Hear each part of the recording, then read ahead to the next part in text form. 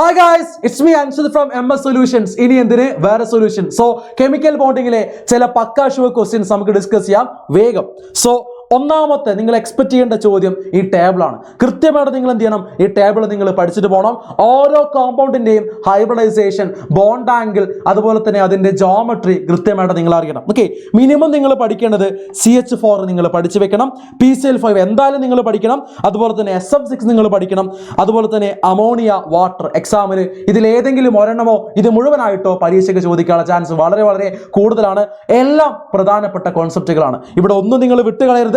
എല്ലാവരുടെയും bond angle പഠിക്കണം, hybridisation പഠിക്കണം, അതുപോലെ തന്നെ അവരുടെ ഷേപ്പ് നിങ്ങൾ പഠിച്ചു വെക്കണം. ഓക്കെ, ഇനി നിങ്ങൾ എക്സ്പെക്ട് ചെയ്യേണ്ട മറ്റൊരു question, the molecular configuration of N2 molecule. O2 മോളിക്യൂളിനെ കുറിച്ച് ഞാൻ പറയുന്നില്ല. സോ N2 മോളിക്യൂൾ ആണ് നിങ്ങൾ ഇവിടെ കോൺസെൻട്രേറ്റ് ചെയ്യേണ്ടത്. The molecular orbital configuration of N2 molecule. So N2 മോളിക്യൂളിന്റെ ഫോർമേഷനെ കുറിച്ചാണ് ഞാൻ ഇവിടെ ചർച്ച ചെയ്യുന്നത്. സോ O2 മോളിക്യൂൾ നിങ്ങൾ ചെയ്യണേ. N2 മോളിക്യൂളിന്റെ ഫോർമേഷൻ ഞാൻ എഴുതാം, അത് മനസ്സിലാക്കി നമുക്ക് O2 മോളിക്യൂളിലേക്ക് നമുക്ക് എത്താവുന്നതേ ഉള്ളൂ.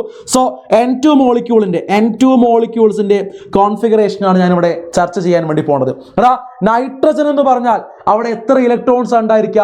7 ഇലക്ട്രോൺസ് ഉണ്ടായിരിക്കും. എന്താ അതിന്റെ കാരണം? നൈട്രജന്റെ ആറ്റോമിക് നമ്പർ 7 ആണ്. അങ്ങനെയാണെങ്കിൽ N2 എന്ന് പറയുമ്പോൾ അവിടെ എത്ര ഇലക്ട്രോൺസ് ഉണ്ടായിരിക്കും? 14 ഇലക്ട്രോൺസ് ഉണ്ടായിരിക്കും.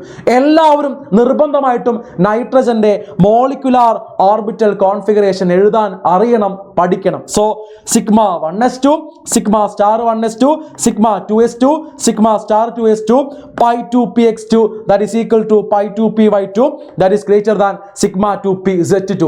ഈ കോൺഫിഗറേഷൻ എഴുതാൻ അറിയാതെ ഒരു കുട്ടി പോലും എക്സാം ഹാളിലേക്ക് പോകരുത്. ഒരിക്കലും നിങ്ങളെ എക്സാം എഴുതാൻ വേണ്ടി, അറ്റൻഡ് ചെയ്യാൻ വേണ്ടി പോകരുത്. നിർബന്ധമായിട്ട് നിങ്ങൾ മനസ്സിലാക്കേണ്ട, പഠിക്കേണ്ട ക്വസ്റ്റ്യൻ ആണ്.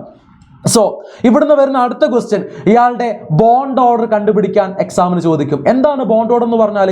അവിടെ ബോണ്ടുകളുടെ എണ്ണമാണ്. ബോണ്ട് ഓർഡർ കണ്ടുപിടിക്കാൻ ചോദിച്ചാൽ നിങ്ങൾ എഴുതേണ്ടത് ഈ ഇക്വേഷൻ ആണ്. Bond order is equal to half into NB minus NA. എന്താണ് NB? Number of electron in bonding molecular orbital. എന്താണ് NA? Number of electron in anti bonding molecular orbital. കൃത്യമായിട്ട് നിങ്ങൾ മനസ്സിലാക്കണേ. NB മൈനസ് NA ആണ് നമ്മൾ ഇവിടെ പറഞ്ഞു വെക്കുന്നത്. സോ ഇവിടെ നിങ്ങൾ ശ്രദ്ധിക്കേണ്ട കാര്യം. ഓക്കെ, NB മൈനസ് NA ആണ്. സോ എന്താണ് NBയിൽ നമ്മൾ സിഗ്മ 1s2, സ്റ്റാർ ഇല്ലാത്ത ആൾക്കാരെ നമ്മൾ നോക്കിയാൽ മതി. സ്റ്റാർ ഇല്ലാത്ത ആൾക്കാരെ നമ്മൾ നോക്കിയാൽ മതി. Sigma 1s2, sigma star 1s, sorry sigma 1s2, sigma 2s2, അതുപോലെ തന്നെ pi 2px2, pi 2py2, sigma 2pz2. So അവിടെ എത്ര ഇലക്ട്രോൺസ് ഉണ്ട്? 10 ഇലക്ട്രോൺസ് ഉണ്ടായിരിക്കും. ഇനി എന്താണ് NA എന്ന് പറയുന്നത്? സ്റ്റാർ ഉള്ള ആളുകളാ. ഓക്കെ, സ്റ്റാർ ഉള്ള ആളുകളാ. സോ ഇവിടെ നിങ്ങൾ ശ്രദ്ധിക്കേണ്ട കാര്യം, സ്റ്റാർ ഉള്ള ആളുകൾ നിങ്ങൾ നോക്കുക, 4 ഇലക്ട്രോൺസാ. NB എന്ന് പറഞ്ഞാൽ സ്റ്റാർ ഇല്ലാത്ത ആളുകൾ 2 electrons, 4 electrons, 6 electrons, 8 electrons, 10 electrons. Star ഇല്ലാത്ത ആളുകളാണ്. NA എന്ന് പറയുമ്പോൾ സ്റ്റാർ ഉള്ള ആളുകളാണ്. So 2, 4 electron. സോ അവിടെ നമുക്ക് ഹാഫ് ഇൻറ്റു 10⁻4 അവിടെ ബോണ്ട് ഓർഡർ 3 എന്ന് കിട്ടും. ഇനി അവിടെ എപ്പോഴും ചോദിക്കാൻ ചാൻസ് ഉള്ള ക്വസ്റ്റ്യൻ, ഇയാൾ പാരാമാഗ്നറ്റിക് ആണോ അതുപോലെ ഡയാമാഗ്നറ്റിക് ആണോ? അവിടെയുള്ള ഇലക്ട്രോൺസിന്റെ എണ്ണം നമ്മൾ നോക്കുക. ഓരോ മോളിക്കുലാർ ഓർബിറ്റിലും 2 ഇലക്ട്രോൺസ് ആണ് മാക്സിമം ഒക്യുപ്പൈ ചെയ്യാൻ കഴിയുന്നത്. ഓരോ മോളിക്കുലാർ ഓർബിറ്റിലും മാക്സിമം ഒക്യുപ്പൈ ചെയ്യാൻ കഴിയുന്ന ഇലക്ട്രോൺസ് എത്രയാണ്? 2 ആണ്.